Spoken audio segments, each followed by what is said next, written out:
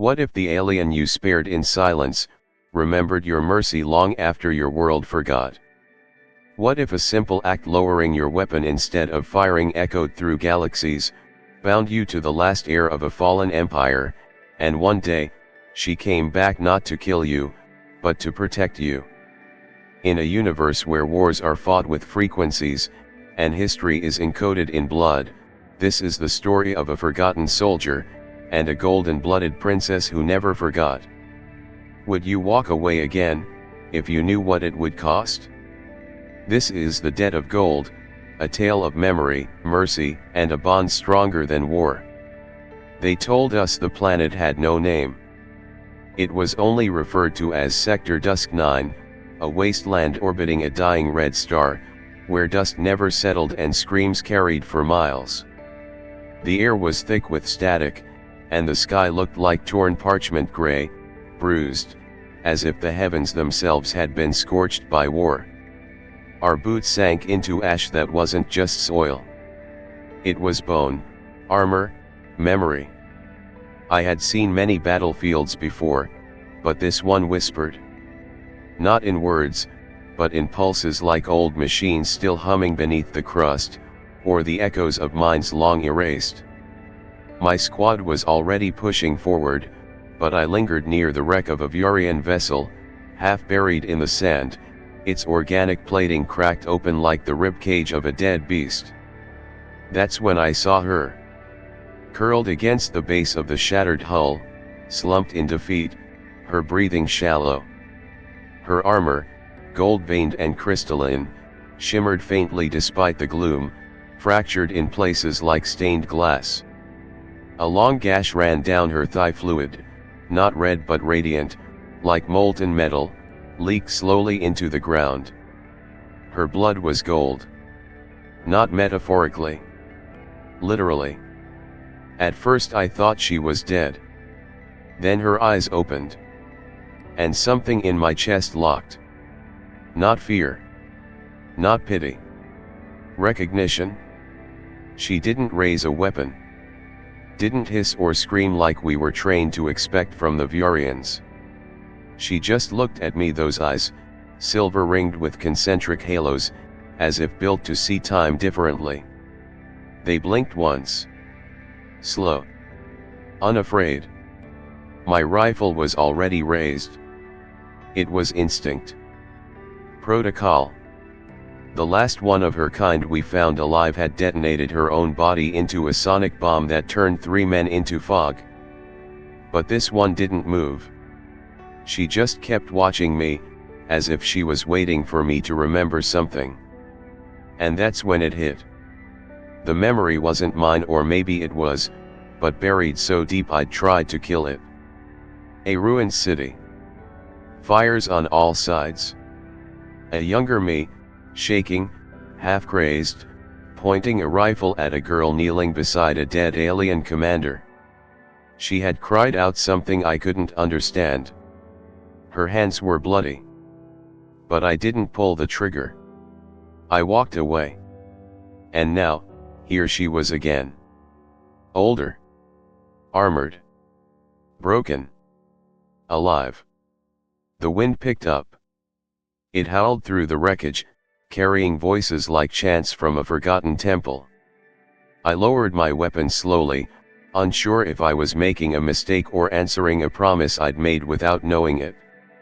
I stepped forward, tore off part of my sleeve, and pressed it to her wound. The golden blood soaked through instantly, but she didn't wince. Just kept staring, like the circle had closed and neither of us could run now. Around us, distant artillery lit up the sky again. My comm buzzed with orders. But none of it mattered. Because in that moment, I wasn't a soldier. And she wasn't an enemy. We were just 2 remnants of a decision made 7 years ago, meeting at the crossroads where fate collects its debts. Her blood clung to my sleeve like liquid sunlight. It pulsed faintly, almost in rhythm with her breath. As I crouched beside her, I noticed the intricate veins of gold that laced through the broken segments of her armor, not painted, but embedded deep within the crystalline structure, as if the suit had grown around her, or been born with her. This wasn't just armor. It was alive. The fabric of her suit shimmered in patterns that shifted like a slow tide. Glyphs and symbols flowed across it like memories trying to surface. One sigil near her shoulder glowed for a moment longer than the others, and I swear it responded to my presence. Not by design, but like a recognition. That same eerie familiarity from before crawled up my spine again. Then something clicked. Not in my mind, but around me. Her armor began to hum, not loud, but just beneath the edge of hearing, like a whisper through glass. And then came the images. Not like visions, not hallucinations, but downloads. My mind flooded with bursts of memory that didn't belong to me. I saw 9 worlds, each orbiting stars I couldn't name, their people singing in unison to shape architecture from sound, their ships grown from living metal tuned to resonate with the will of the pilot. I saw towering spires vibrating into existence, cities breathing like creatures, and a golden throne that sat at the center of it all, empty. She was that throne's last heir. The last Vurian of the Royal Singularity line. And she had been carrying not only her blood, but all of theirs. Encoded into her veins were the final genetic harmonics of her race, memories stored not in books or computers, but in bioluminescent helixes coiled within her marrow. She was the archive. The library. The queen and the coffin. She never said a word. But I understood. Her people didn't just use sound for art. They were sound. Born with internal organs attuned to frequency, able to shape reality through vocal resonance. Each royal bore the ability to manipulate biotech through harmonic command. And in her silence now, she was more dangerous than any weapon I had ever held. But more than that, I saw what the cost was. She had outlived 9 worlds. She had stood alone while her kind fell to flame and steel. She had sung the names of entire cities as they were erased from starlight. And now, here she was bleeding, broken, sitting in ash beside a human she should have hated, offering me everything her kind had left, not through power, but through memory. Her armor shifted again. A part of it detached, revealing a piece no larger than a coin, circular, translucent, laced with filament veins of gold. She pressed it into my hand. It was warm. It vibrated softly, like a heartbeat. I knew instantly, this was a memory capsule. A royal key. And now, I held it. And in that moment, I realized the truth. I had not saved her. She had allowed me to. Because the blood that shimmered down her leg was more than just biology, it was proof that history still burned, that legacy had a body, and that sometimes, the last of a people does not ask to be remembered, but chooses who will remember. It began with her eyes. Not a glance. Not recognition. But a gaze so still, so unwavering, it peeled something loose inside me. Like a sealed hatch cracking open under pressure long denied. I wasn't sure if the memory came from her or from me. But once it started, I couldn't stop it. The ash-stained world before me began to fade. And I was there again. 7 years ago. A different war. A different world.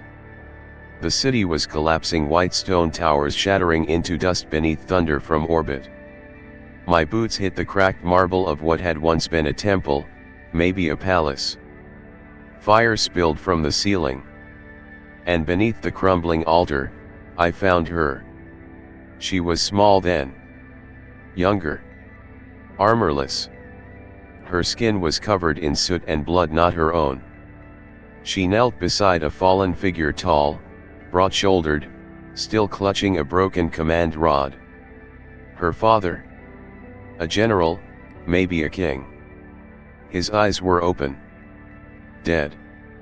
She didn't scream when she saw me. Just froze, hand resting on the chest of the corpse, like she believed her touch could hold his spirit in place.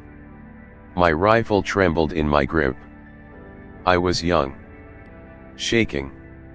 A survivor of too many ambushes. The order was clear: no survivors. No witnesses. The Vurians do not forget. I shouted something. Maybe to warn her. Maybe to justify what I was about to do. She didn't run. She stood slowly, blood dripping from her fingers, eyes burning through me like twin stars in collapse.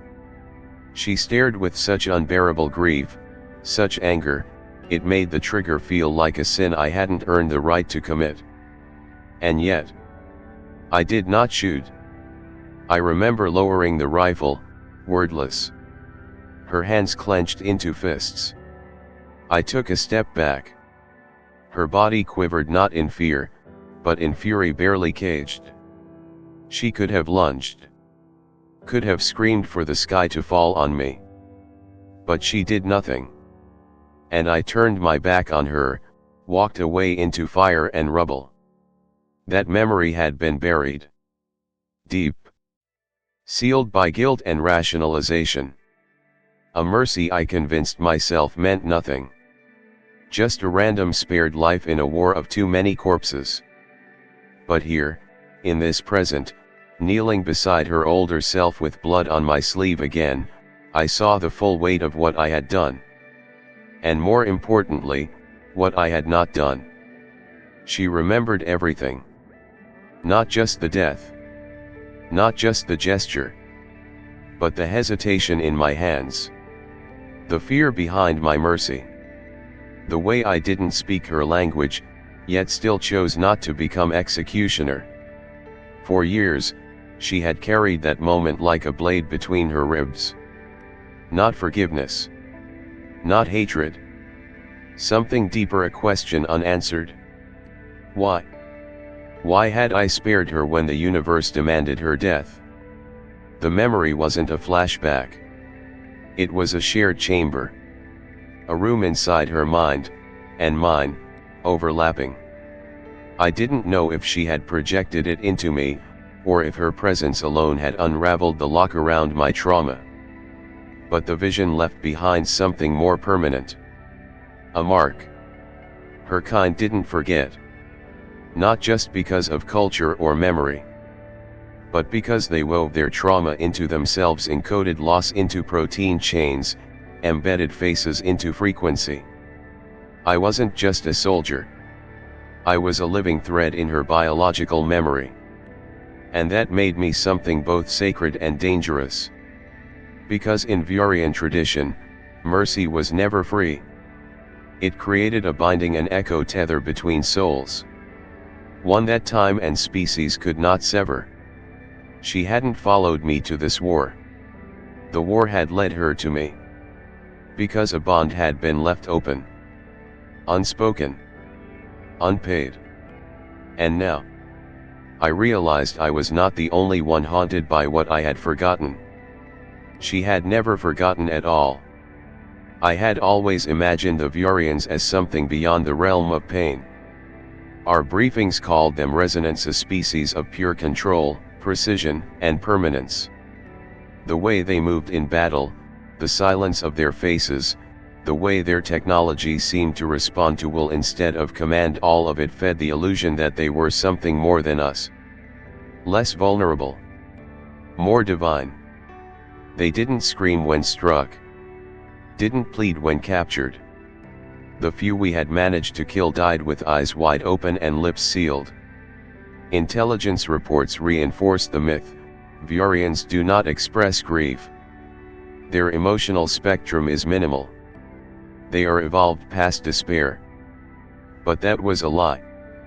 And she proved it. As I sat beside her, tending to the wound I barely understood, I saw something move across her face. Not a twitch. Not weakness. But a tremor of mourning.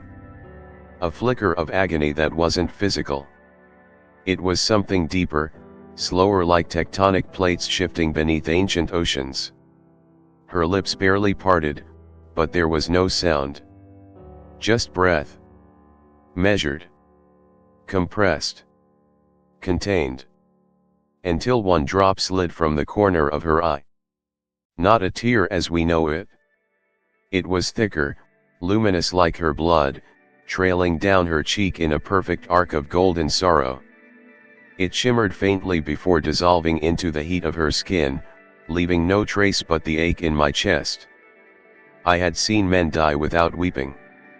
I had seen children sob into rubble.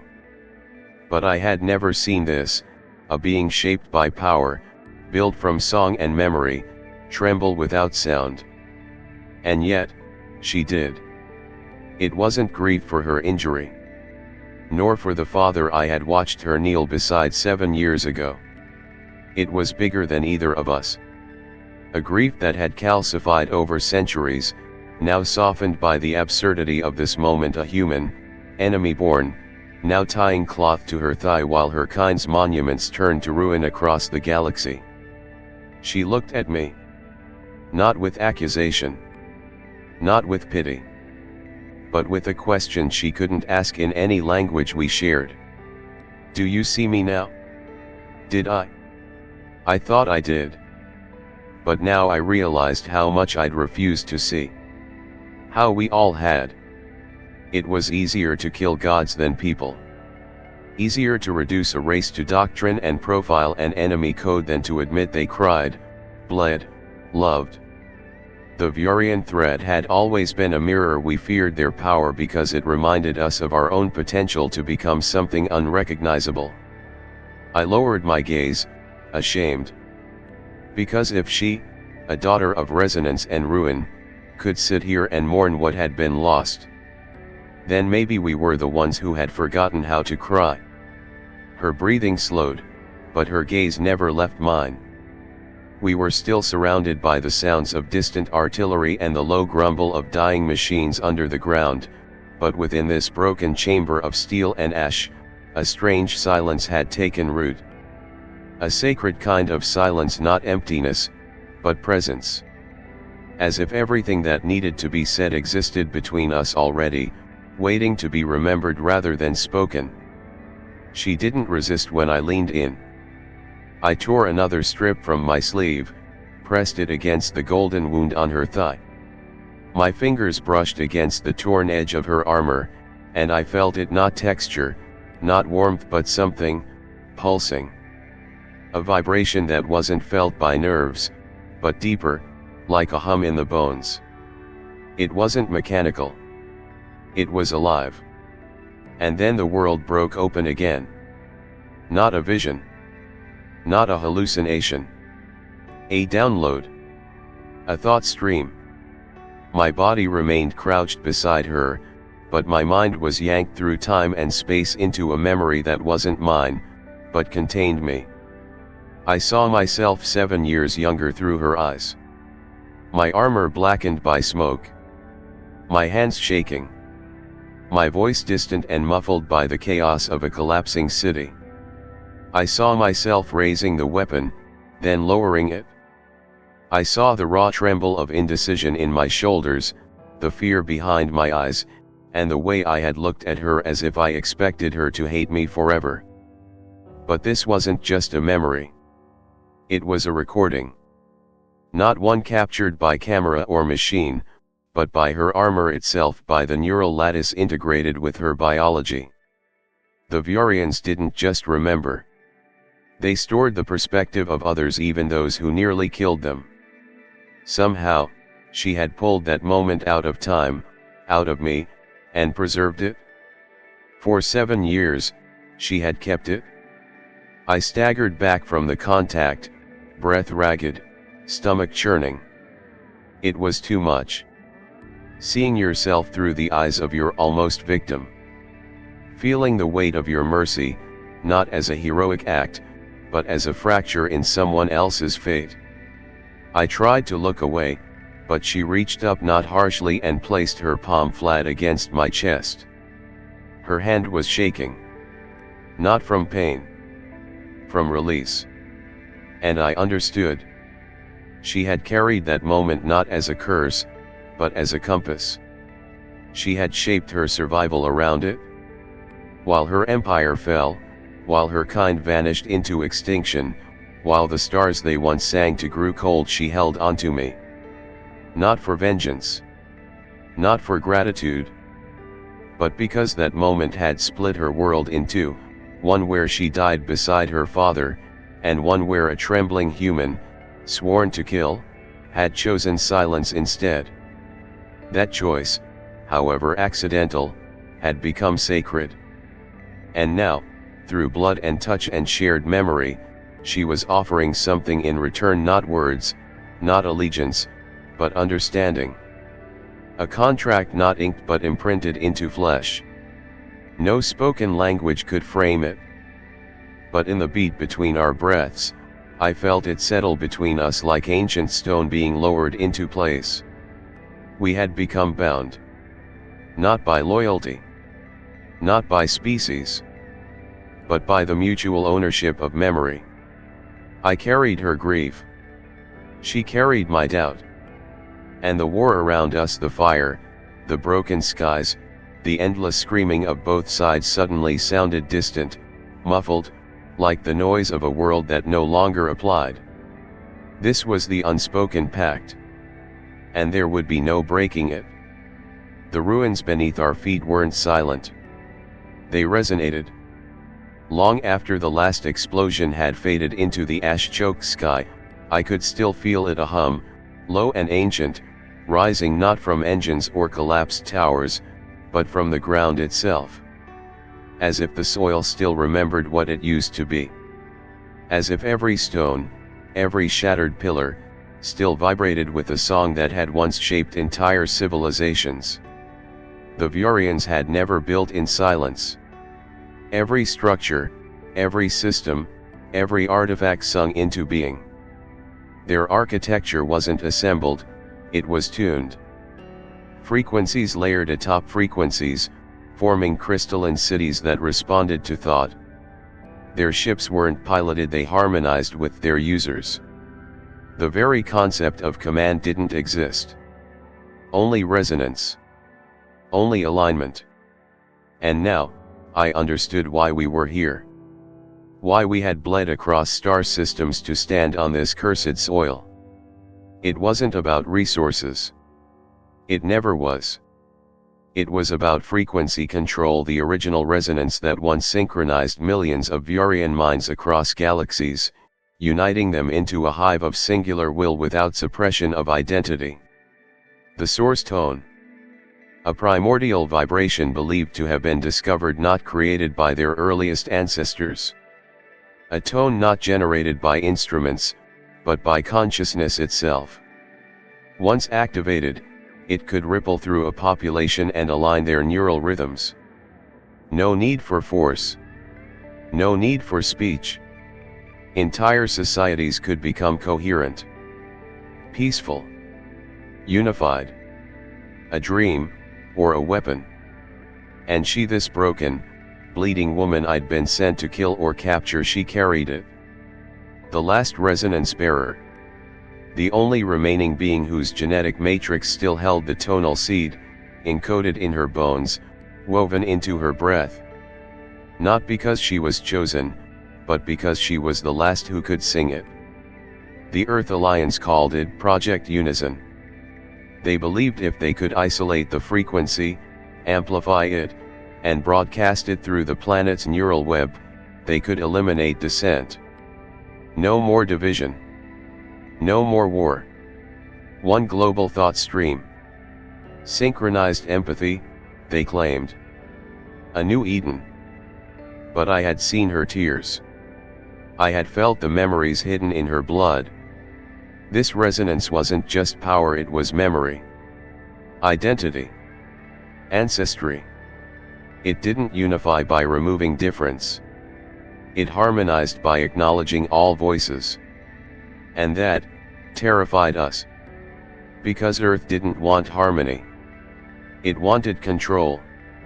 And she had been hunted not for her knowledge, but for her silence. Because once the tone was extracted from her, she would no longer be needed. Her story would be erased. Her voice forgotten. That's why they had leveled her cities. That's why they had burned her temples. Not to kill her people, but to destroy the frequencies that had once connected them. Strip away their symphony, and they would fall into noise. And I had helped them do it. Years ago, without knowing. One raid, one village, one keystroke at a time. I looked at her then, and she looked back not with anger, but with resonance. My thoughts weren't mine alone anymore. I felt hers weaving into mine, not controlling, not silencing, but echoing gently, deeply. She was sharing the frequency. Not as weapon. As invitation. And in that echo, I heard a truth no report had ever captured. The war was never about domination. It was about which echo would shape the future, the one born of fear and silence, or the one born of memory and song. She hadn't spoken. Not once.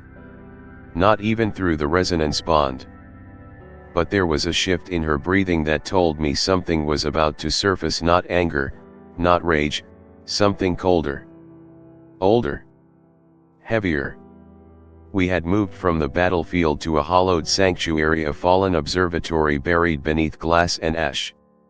Its walls still pulsed faintly with residual frequency, like the dying rhythm of a heart too proud to admit it had stopped. She sat on a broken slab of stone carved with glyphs I couldn't read. But I knew, they were names. So many. Etched into crystal and bone. Her people. She looked at me then, her face unreadable in the dim blue light. She didn't ask if I was ready. She didn't ask permission. She simply shared. The memory came like a fracture to the skull, sudden, complete, irreversible. I saw myself, weeks ago, standing in a briefing chamber aboard the command vessel Eidolon, nodding as coordinates flashed across the screen. A hidden frequency spike. A suspected pocket of resonance signatures, possible rogue variants. My orders: confirm, tag, and extract. If met with resistance, authorize aerial cleansing. Standard protocol. I had followed the orders. Not knowing, never questioning that those coordinates led here. To her. I had brought them. I had marked them. And 3 days after that transmission, before I even set foot on this planet, the sky had opened in fire. Orbital strikes had incinerated the ridge where the last of her kin had hidden. The frequency signatures had gone dark. Not jammed. Not masked. Silenced. I dropped to my knees. The taste of bile rose in my throat. I couldn't look at her. But she looked at me. Still no words. Just presence. A stillness that suffocated. A silence more damning than screams. And then, she asked, not with accusation, but with gravity so profound it hollowed my chest. If you had known, if you had seen them, would you have spared me again? The question didn't allow retreat. It pinned me between past and consequence. My mind flailed for honesty, but all I found was a silence inside me that mirrored hers. I didn't know. And the fact that I didn't, was the betrayal. Because the truth is, mercy is only noble when it knows the cost. Back then, 7 years ago, I had spared her life because it was easy. Because she looked too broken to fear. Because I didn't want another death haunting my sleep. But I hadn't known who she was. What she carried. What it meant to leave her alive. And now, I had doomed everything she'd tried to preserve. I tried to speak, but my throat locked. My hands clenched into fists against the floor. She didn't look away. Not with hate. Not even with disappointment. Just an ancient, unbearable understanding, that even the kindest hands, when blind, can still destroy. And maybe, just maybe, that was why she had followed me, not to punish, not to seek revenge, but to place her extinction in my hands once more, and see if I could bear it now. I don't know when she began to speak, if it was with her lips, or with the echo that now lived permanently in my mind, but the words came like echoes from the core of an old world. They were not in any language I recognized, yet I understood. Not syllables, but intent. Not sound, but meaning. The Vurians had no written laws. No contracts signed in ink. Their civilization had been built on a resonance of memory and truth. But there existed, deep within their shared consciousness, a pact as old as their first exodus from their dying star. A life spared must return to its point of severance.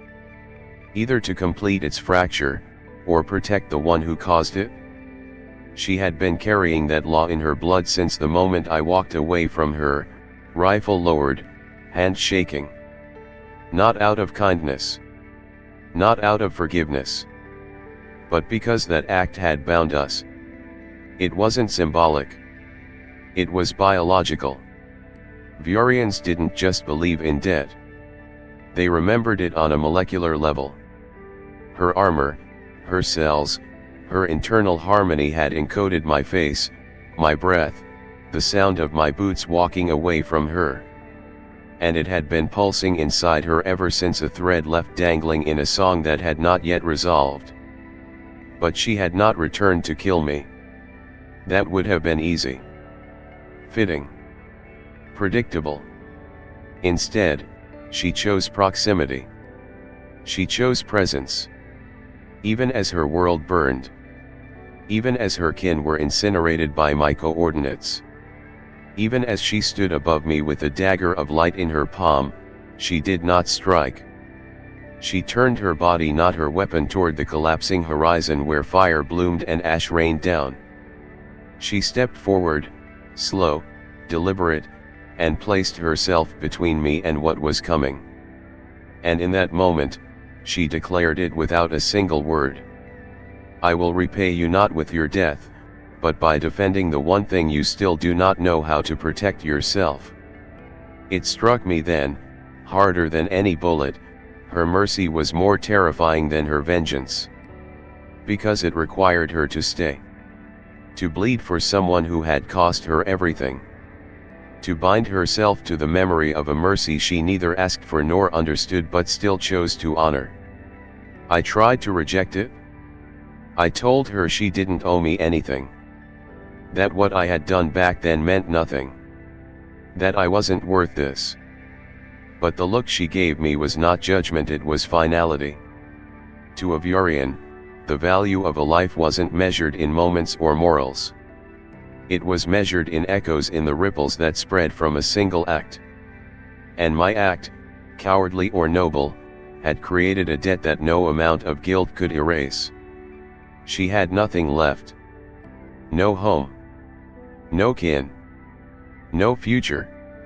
Except me. And that, she had decided, was worth protecting. It came without warning. A shift in the tremor beneath our feet. A sudden silence from the sky too absolute to be natural. I felt it before I heard it, the deep-pitched hum of a warship dropping into atmosphere, its sound sliced in and out of phase by quantum shielding. Not a scout. Not a threat. A sentence. The Eidolon had found us. She knew before I did. Her head turned slightly, not with panic, but with a kind of grim inevitability. The coordinates I had once transmitted, long forgotten by the command who sent them, but never erased, had finally activated. We were no longer echoes. We were targets. I ran toward the ridge to set up signal dampeners, but it was too late. The clouds tore open like burnt cloth, and from the scar descended a ship the size of a mountain's shadow. its hull burned with residual gravity friction, scorched metal whispering downward like a silent god falling from heaven. She stood beside me now, not running, not hiding. Her armor, once fractured and dulled by dust and blood, began to glow faintly at the seams. Not from energy, but from memory. A final activation. I screamed for her to move. She didn't. Instead, she raised her hands, open palms toward the ship. Her body trembled, not from fear, but from preparation. And then, she sang. It wasn't music. It wasn't language. It was raw harmonic resonance, the ancient voice of a race born to reshape matter with vibration. The tones struck the air like invisible spears. The sand at her feet lifted and danced. The stones beneath us cracked with each note. Her voice passed through layers of sound imperceptible to human ears but devastating to synthetic shielding. The Eidolon shuddered mid-air. Its descent stuttered. You could feel the warship groan, not mechanically, but psychically, as if its systems had begun to remember things they had no right to know. Like grief. Or fear. She sang louder. The light around her flared into spiraling patterns of gold and violet, wrapping her like a storm. Blood poured from her mouth. Her veins lit beneath her skin like constellations. Her spine arched backward as the resonance peaked, one sustained note, vibrating across dimensions, slicing clean through the warp core shielding of the ship. The hull broke. Not exploded. Shattered like glass finally exposed to the correct frequency of its own hidden fracture. The sound of its failure was quiet, beautiful, and final. The wreck of the Eidolon crashed into the far basin in complete silence, swallowed by the valley as if it had never been real. And then her voice faltered. She dropped to her knees. Her skin flickered. Her armor dimmed. I rushed to her, caught her before she collapsed fully. Her breath was shallow. Her pulse a fading tremor. I pressed my forehead against hers. For once, I didn't speak. There were no words that wouldn't betray what I felt. She blinked slowly. Blood at the corner of her mouth, still glowing. She reached up, touched my chest not with strength, but with memory. I felt it enter me again, that same tone from before. But softer now. Fragile. Not a weapon. A goodbye. She had burned what remained of her resonance to save me. Not for Earth. Not for duty. Not for repayment. But because I had once walked away from her and now, she needed me to stay. So I did. No one ever found her name. Not in the wreckage. Not in the encoded records. Not even in the harmonics she left behind. She had erased it herself, sung it out of existence in the final moment when her voice shattered the sky and silenced a warship meant to end us both. Afterward, they declared me a survivor. A veteran. A witness. I gave no testimony. There were no medals. Only silence. They never questioned how I lived when the entire canyon was reduced to soundless glass. They didn't understand resonance. Or mercy. I buried what was left of her at the ridge's edge, though I doubt she needed it. Her kind didn't bind to soil the way we do. They lived in frequencies. In echoes. Still, I placed the fragment of her armor, the last piece that still shimmered faintly, into a shallow grave lined with broken stones, and stood there until the wind stopped whispering. Years passed. The world spun forward. The war ended, as wars do, not with closure, but with exhaustion. I faded into the static of civilian life, a man whose pulse still vibrated with a song no one else could hear. But I kept the device. It had been embedded in her armor. A small disc, smooth as bone, veined with gold. When I powered it with solar resonance, it emitted a sound so soft it felt like memory breathing. Not music. Not code. Something between. Each morning, I woke before the sun. I would sit by the window, place the disc on the sill, and wait. And then it would begin a low, curling tone, rising like dawn behind the eyes. And slowly, from that tone, her voice emerged. She never said words. There was no language. Only presence. Only the sound of someone who had once chosen to live in front of you, and now lived through you. The resonance never grew louder. Never faded. But each time I heard it, I felt, remembered. Not as a soldier. Not as a man. But as a decision. A moment that had changed the course of another being's fate and had, in turn, become my own. They said I saved her. That I was the one who showed mercy. But that wasn't true. Because in the end, she taught me that mercy isn't an act. It's a frequency. A ripple that moves forward in ways we can't trace, binding two souls together across the ruins of time, war, and death itself. And now, each time I hear her voice rise through the silence, I don't think of her as the last of her kind, or as a warrior, or even as the one who protected me when the sky burned. I think of her as the echo of a choice. One that still sings. She could have chosen vengeance.